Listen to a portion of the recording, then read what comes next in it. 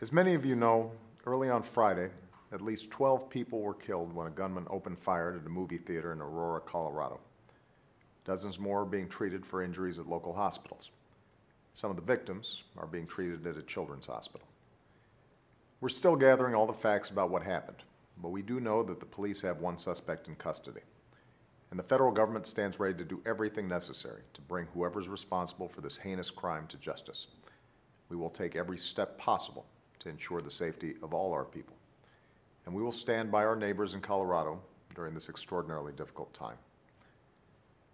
Even as we come to learn how this happened and who's responsible, we may never understand what leads anyone to terrorize their fellow human beings. Such evil is senseless, beyond reason.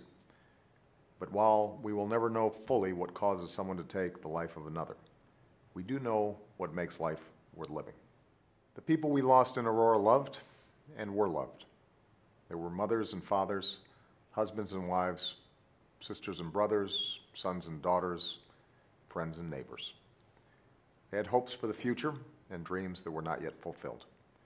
And if there's anything to take away from this tragedy, it's a reminder that life is fragile. Our time here is limited, and it is precious. And what matters in the end are not the small and trivial things which so often consume our lives. It's how we choose to treat one another and love one another. It's what we do on a daily basis to give our lives meaning and to give our lives purpose. That's what matters. That's why we're here. I'm sure many of you who are parents had the same reaction I did when you first heard this news. What if it had been my daughters at the theater, doing what young children enjoy doing every day?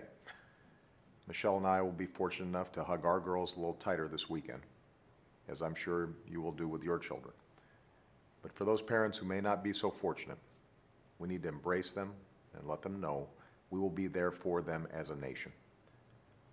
This weekend, I hope everyone takes some time for prayer and reflection, for the victims of this terrible tragedy, for the people who knew them and loved them, for those who are still struggling to recover, and for all the victims of less publicized acts of violence that plague our communities on a daily basis.